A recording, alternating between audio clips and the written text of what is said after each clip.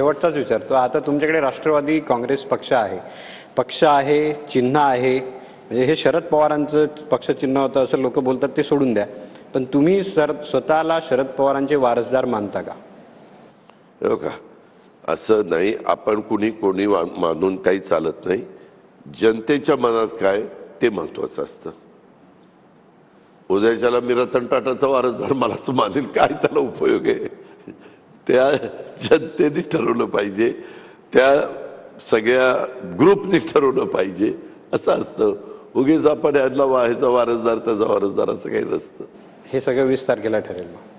नाही, 20 तारखेला निवडणूक आहे ना, त्या दिवशी जनता ठरवेल हे सगळं. नाही, जनता हो बरोबर आहे ना. उद्याच्या 5 वर्षाच्या करता महाराष्ट्राची सूत्र कोणाच्या हातामध्ये द्यायची हे आता महाराष्ट्रातला मतदार ठरवेल.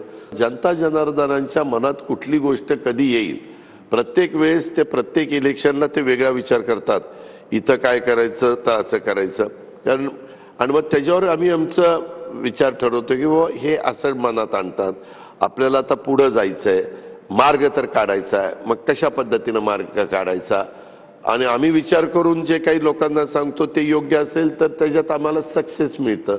जर त्याच्यात पण आम्ही जरा कुठंतरी 19-20 आमच्याकडनं झालं की अपयश येतं.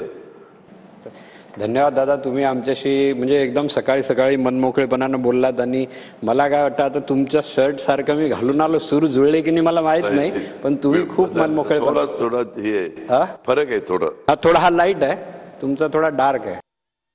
ठीक आहे. थँक्यू. खूप धन्यवाद.